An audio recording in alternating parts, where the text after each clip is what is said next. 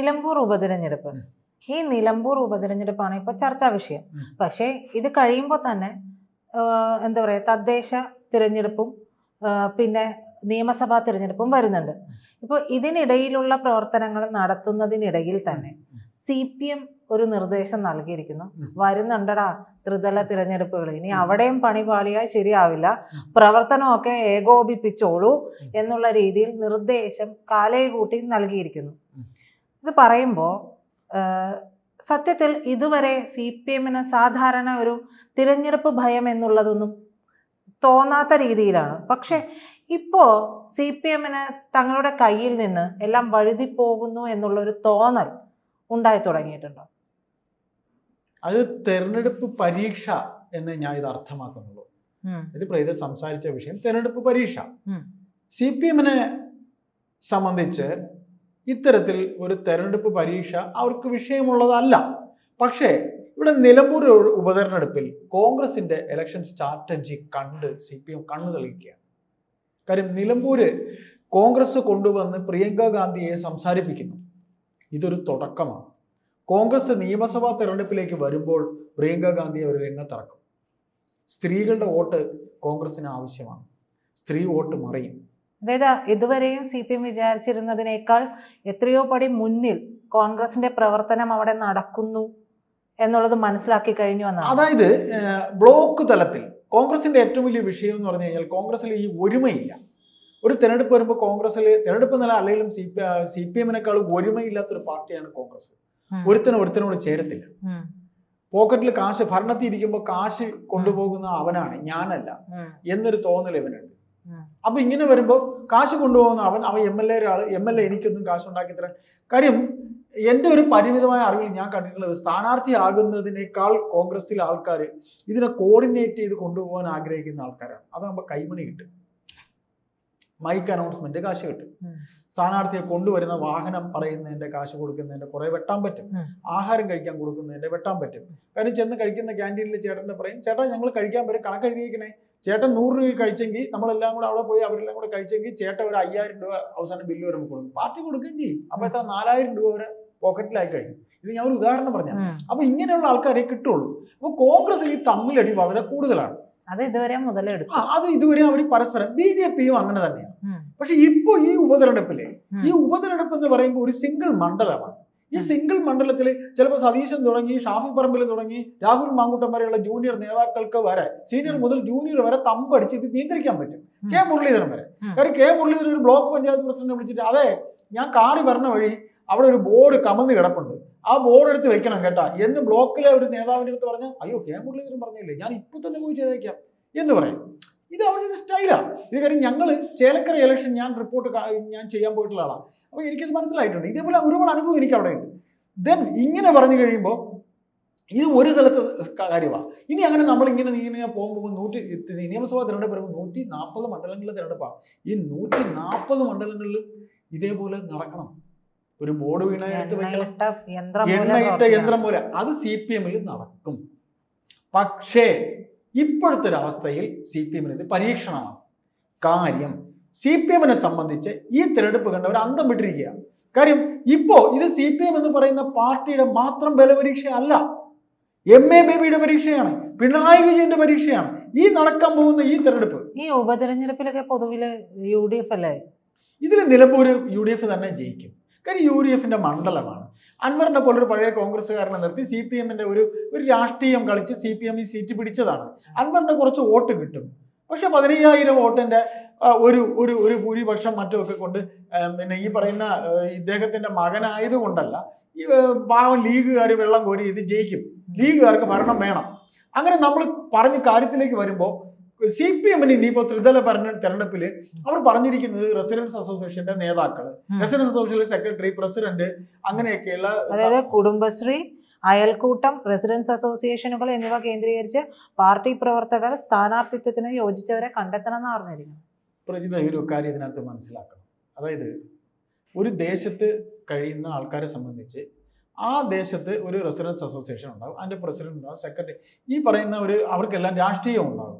ഇവർ പറയുന്ന രീതിയിൽ ഒരാളെ പ്രസിഡന്റോ സെക്രട്ടറിയോ ഏതെങ്കിലും ഒരു പാർട്ടി സ്ഥാനാർത്ഥിയാക്കി എന്ന് പറഞ്ഞുകൊണ്ട് പ്രത്യേകിച്ച് കേരളത്തിൽ എന്ന് പറഞ്ഞു കഴിഞ്ഞാൽ ഈ മെട്രോ സിറ്റീസിൽ അല്ലെങ്കിൽ സിറ്റീസിൽ അവരുടെ രാഷ്ട്രീയമേ അവർ ചെയ്യുള്ളൂ. അവരുടെ രാഷ്ട്രീയമേ ചെയ്യുള്ളൂ. ഞാനിപ്പോൾ താമസിക്കുന്ന തിരുവനന്തപുരം ജില്ലയിലെ ഒരു നഗരപ്രദേശത്താണ്. അവിടെ ഞാൻ റെസിഡൻസിലുണ്ട്. അവിടെ ഞാൻ പാർട്ടിയിൽ അംഗമാണോ അല്ലയോ എന്നുള്ള രണ്ടാമത്തെ കാര്യം. പക്ഷെ എന്നെയാണ് ഏതെങ്കിലും തരത്തിൽ അവർ തിരഞ്ഞെടുക്കുന്നു, ഞാൻ ഒരു കാൻഡിഡേറ്റ് നിൽക്കണമെന്ന് വെക്കുക. ഉദാഹരണം പറയാം, എനിക്കങ്ങനെ എല്ലാവരുടെയും രാഷ്ട്രീയത്തിന് അതീതമായ ഒരു സർവ്വസമ്മതനായിരിക്കണം ഈ തദ്ദേശ ഇലക്ഷനിൽ വേണ്ടത്. CPM ഇതുവരെ തദ്ദേശ ഇലക്ഷനിൽ അങ്ങനെ വെച്ചിട്ടുള്ളവരൊക്കെ വിജയിച്ചിട്ടുണ്ട്. പക്ഷെ ഇത്തവണ വിജയിക്കില്ല.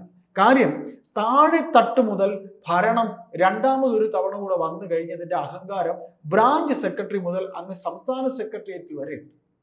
അത് ശരിയാണ്.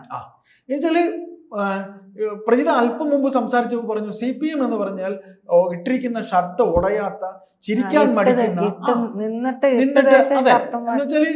ചിരിക്കാൻ മടിക്കുന്നത് ഞങ്ങളെ കോളേജ് കാലഘട്ടത്തിലൊക്കെ ഞങ്ങൾ ഒരുപാട് പറഞ്ഞിട്ടുള്ള കാര്യമാണ്. ചിരിക്കാൻ മടിക്കുന്ന, മുഖത്ത് സൗമ്യഭാവമില്ലാത്ത വരട്ടുവാദികളുടെ ഒരു കൂട്ടം ആൾക്കാരെ കഴിഞ്ഞു. വരട്ടുവാദി എന്ന് തന്നെ പറയാം. ഞാൻ ഒറ്റ ഉദാഹരണം ചോദിക്കാം. ഈ മുഖ്യമന്ത്രി ചിരിക്കുന്നത് നിങ്ങൾ കണ്ടിട്ടുണ്ടോ? ഞാൻ കണ്ടിട്ടില്ല. മുഖ്യമന്ത്രി ചിരിച്ചപ്പോ അതെ ഇപ്പോഴാണ്, പക്ഷെ ചിരിച്ചപ്പോ മാധ്യമങ്ങൾ ആഘോഷമാക്കി. അതെ, ചിരിക്കുന്നത് എന്തുകൊണ്ട് ചിരിക്കുന്നില്ല എന്ന് ചോദിച്ചാൽ അദ്ദേഹത്തിന്റെ ഒരു അഭിമുഖത്തിൽ അദ്ദേഹം പറഞ്ഞതാണ്, എനിക്ക് സങ്കടമില്ല, സന്തോഷവുമില്ല. പിന്നെ ഞാൻ എന്തിന് സന്തോഷം വന്ന് ചിരിക്കണം, സങ്കടം വന്ന് ഞാൻ മനുഷ്യനാണോ? അത് തിരിച്ചു ചോദിച്ചു, താങ്കൾ മനുഷ്യനാണോ എന്ന് ചോദിച്ചാൽ ഞാനൊരു മനുഷ്യനാണ് എന്നാണ് എന്റെ വിചാരം. ഇതാണ് അദ്ദേഹത്തിന്റെ മറുപടി. ഒന്നും പറയാനില്ല. അപ്പൊ നമുക്കൊന്നും പറയാനില്ല. അപ്പൊ ഇതില് ത്രിതല പഞ്ചായത്ത് വരുന്നു, സഖാക്കളെ നിങ്ങൾ ഉണരും എന്ന് പറഞ്ഞാൽ സഖാക്കൾ ഉണരാനൊന്നും പോകുന്നില്ല. സഖാക്കളെ ഇനി എണ്ണയിട്ട യന്ത്രമല്ല, ഇനി ചക്കിലിട്ട എണ്ണ കൊണ്ടുവന്ന് പുതിയ എണ്ണയിട്ട് ആക്കിയിരുന്നാലും സഖാക്കളെ. മറ്റൊരു കാര്യം ഞാൻ ചോദിക്കട്ടെ, ഇപ്പൊ ചേട്ടൻ പറഞ്ഞല്ലോ സഖാക്കള് ഉണരില്ലാന്ന്. അതുപോലെ തന്നെ കേട്ടോ, അവസാനം ഉണരും. നിന്റെ ഭാര്യക്ക് ജോലി വാങ്ങിച്ചെന്നാണ്, നിന്റെ ഭാര്യ ഇപ്പോഴും സീപ്പർ ജോലി ചെയ്യുന്നുണ്ടാണ് ചോദിക്കും. അത് ചോദിക്കും. പിന്നെ മറ്റൊരു കാര്യം പറഞ്ഞല്ലോ, ഈ രണ്ടാമത് സർക്കാർ വന്നപ്പോഴുണ്ടായിട്ടുള്ള താഴെ മുതൽ മോൾത്തട്ടിൽ വരെയുള്ളവരുടെ അഹങ്കാരം അതെല്ലാവർക്കും അറിയാവുന്നതാണ്. അപ്പൊ അത്തരത്തിലുള്ള അഹങ്കാരം ഉള്ളത് കൊണ്ട് തന്നെ ഈ പറയുന്ന ഇനിയൊരു എത്ര എണ്ണയിട്ട പോലെ പണിയെടുത്താലും ജയിക്കാൻ സാധ്യതയുണ്ട്. ഇതിനകത്ത് തദ്ദേശ ഇലക്ഷനാണ്. നമ്മൾ നേരത്തെ പറഞ്ഞു, പിന്നെ കുടുംബശ്രീ ഉണ്ട്, പിന്നെ നമ്മൾ വേറെ ഏതാ പറഞ്ഞ റെസിഡൻസ് ഉണ്ട്, അയൽക്കൂട്ടം ഉണ്ട്, ഇതെല്ലാം ഉണ്ട്. ഇതെല്ലാം ഉള്ളത് കൊണ്ട് CPM-ന്റെ ഒരു ചരിത്രം ഇതുവരെ പരിശോധിച്ചാലുണ്ടല്ലോ, CPM-ന്റെ ചരിത്രം പരിശോധിച്ചാൽ നമുക്ക് കാണാൻ കഴിയുന്നത് CPM എപ്പോഴും ഇത്തരം ഇലക്ഷനുകളിൽ ജയിക്കാറുണ്ട്. ത്രിതല പഞ്ചായത്തിലും അവിടെ ഇവിടെയൊക്കെ ജയിക്കാറുണ്ട്. അവിടെ ചില സമയങ്ങളിൽ പാളിയിട്ടുണ്ട്. പക്ഷെ ഇനി സംഭവിക്കാൻ പോകുന്നത് പാളാനാണ് സാധ്യത. കാര്യം ഞാനൊരു ചെറിയ ഉദാഹരണം കൂടെ പറയാം. തിരുവനന്തപുരത്ത് പ്രസ് ക്ലബ്ബിൽ ജേർണലിസം പഠിച്ചൊരു കുട്ടി, ഞങ്ങളുടെ അവിടുത്തെ കാൻഡിഡേറ്റ്, നമ്മൾ LDF-ന്റെ കാൻഡിഡേറ്റ്. പ്രജിത ഒരു ജേർണലിസ്റ്റാണ്. ഓട്ടോമാറ്റിക്കലി ഞാൻ ഇറങ്ങും, പ്രജിത ഇറങ്ങും. ഇല്ലേ? ഇറങ്ങും. കാര്യം നമ്മളെപ്പോലെ ഈ പണി ചെയ്യാൻ പോകുന്ന ഒരു കുട്ടി, പഠിച്ചൊരു കുട്ടി ഇറങ്ങി വോട്ട് തേടി, അവൾക്കൊപ്പം ഞാനും പോയി. അങ്ങനെയൊക്കെയുള്ള കുറേ മാനദണ്ഡങ്ങൾ വേറെയും ഉണ്ട്. അതൊരു പാവം കൊച്ച്, ഇന്നാരുടെ മകള്, ഒരു ലോട്ടറി കച്ചവടക്കാരൻ്റെ മകള്, അല്ലെ, ലോട്ടറി കച്ചവടക്കാരൻ്റെ മകള്, അല്ലെങ്കിൽ ഒരു കൂലിവേലയ്ക്ക് പോകുന്ന ഒരു അമ്മയും അച്ഛനും അടങ്ങുന്ന കുടുംബം, അവിടെ നിന്നൊരു സ്ഥാനാർത്ഥി, അതൊക്കെ പ്രാദേശിക തലത്തിൽ ഭയങ്കര, അത് CPM-ന് അറിയാം. അത്തരം ബുദ്ധിയുള്ള ഒരു പാർട്ടിയാണ് CPM. അങ്ങനെ CPM കാൻഡിഡേറ്റുകളെ ഇപ്പൊ അവർ നിരീക്ഷണത്തിലാണ്. ഇപ്പൊ റെസിഡൻസികളിലൊക്കെ നിരീക്ഷണത്തിലാണ്. അവ എങ്ങനെ കമ്മിറ്റിയിലടക്കും അവൻ എങ്ങനെ, അത് സഖാവേ അവൻ വെട്ടാണ്. എന്ത് വെട്ട്? അവൻ പൈസയൊക്കെ വാങ്ങിച്ചിട്ട് അവൻ വെട്ടുന്നുണ്ട്. മറ്റവനാ അവൻ കൊഴുതോണ്ടിയാണ്, അവൻ നമ്മളെ തള്ളിയിടും. ഇങ്ങനെ ഓരോരുത്തരെ ഉള്ള ഇതെടുക്കും. ഇത് എടുത്തിട്ട് കോൺഗ്രസിനേക്കാൾ ഏറ്റവും നല്ല മുട്ടായി കാൻഡിഡേറ്റ്സ് ആയിരിക്കും.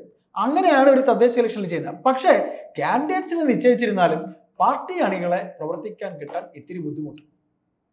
അതുകൊണ്ടാണ് ഇത് ഹലാലിളകിയിട്ടുള്ള തീരുമാനമാണ്. നിലമ്പൂർ കണ്ട് ഹലാലിളകിയിരിക്കുക. കാര്യം കോൺഗ്രസ് അത്ര കിട്ടില്ലമായിട്ടാണ് വർക്ക് ചെയ്യുന്നത്. അതാണ് പിന്നെ കോൺഗ്രസിനേക്കാളും ലീഗ് ആ ലീഗിന് ആവശ്യമാണെന്ന് കരുതാം. എന്നാലും ഇവിടെ പിന്നെ സുനിൽ കനകോലു എന്ന് പറയുന്ന BJPയുടെ ഒരു ഭയങ്കര ഇലക്ഷൻ പിന്നെ നിരീക്ഷകനെ സ്ട്രാറ്റജി അദ്ദേഹം BJP കൊണ്ടുവന്ന അദ്ദേഹമാണെന്ന് പറയുന്നു. അദ്ദേഹത്തിനെ വെല്ലുവിളിച്ചുകൊണ്ട് അദ്ദേഹത്തിന്റെ പേപ്പർ മാറ്റിവേ ഞാൻ കൊണ്ടുവന്ന് എടുത്താൽ മതി. സതീശൻ പറയണമെങ്കിൽ സതീശൻ ഈ ഉപതെരഞ്ഞെടുപ്പുകളിലൊക്കെ എന്താ ചെയ്തേ? പാലക്കാട് ഷാഫി നിന്ന സ്ഥലത്ത് കിട്ടിയതിന്റെ ഇരട്ടി വോട്ടാണ് ഈ പയ്യന് കിട്ടിയത്, രാഹുൽ മാങ്കൂട്ടത്തിന് കിട്ടിയത്. എന്നിട്ട് അതിന്റെ ക്രെഡിറ്റ് കൊണ്ടുപോയത് ജമാഅത്തി. അവസാനം വന്ന് ഒട്ടിയ ജമാഅത്തിക്ക കൊടി പിടിച്ച് ഏറ്റവും കൂടുതൽ ചാഞ്ചാടിയത് ജമാഅത്തിന്റെ കൊടിയായിരുന്നു. അല്ലേ സത്യം അതല്ലേ? അപ്പൊ ഈ കൊടി ഇവിടെയും മാറും. ഇവിടെ ആർക്കും കൊള്ളും? അപ്പോ CPM കൊള്ളും. അതാണ് ഇവിടെ സംഭവിക്കാൻ പോകുന്നത്. അവസാനം വന്നവൻ ക്രെഡിറ്റ് എല്ലാം കൂടെ കൊണ്ടുപോകും. എന്നാലും ജയിച്ചു കഴിയുമ്പോൾ തന്നടെ നിങ്ങൾ കൂടെ വോട്ട് ചെയ്ത് തന്നെ ജയിച്ചത് അല്ലെ, തോടി തന്നെ നിൽക്കേണ്ടി വരും. 700 വോട്ടം കണ്ടേ ഉള്ളൂ ജമാഅത്തിക്ക്. ഇവിടെ സംഭവിക്കാൻ പോകുന്നത് CPM-ന് ഹലാലിളകിയിരിക്കുന്നു. അവര് വാലിൽ തീ പിടിച്ചിരിക്കുന്നു, മൂട്ടി തീ പിടിച്ചിരിക്കുന്നു. സഖാക്കൾ പോയവരൊക്കെ ചരട്ട് പിടിച്ചോണ്ടിരിക്കുക. അടേ വാടേ എന്തോ ഇപ്പോഴും ഞങ്ങളെ വേണമല്ലേ എന്ന് തിരിച്ചും ചോദ്യം വരും. എന്ത് ഇപ്പൊ ഞങ്ങളെ വേണമല്ലേ? കാറിൽ ഞെളിഞ്ഞിരിഞ്ഞ് 25 പോലീസും 45 അകമ്പടി. ഇവിടെ നമ്മളൊരു പഞ്ചായത്ത് പ്രസിഡന്റിന്റെ കഥ നമ്മൾക്ക് ഓർമ്മയുണ്ടല്ലോ. ഒരു സ്ത്രീ വോട്ട് ചെയ്യാൻ കൊണ്ടുവന്ന ഒരു പഞ്ചായത്ത് മെമ്പർ എവിടെയാ? മൂവാറ്റുപുഴ അല്ലയോ? നമ്മൾ കണ്ടതല്ലേ? ഏതായാലും വിയർക്കേണ്ടി വരും നേതൃത്വം. നമുക്ക് കാണാം.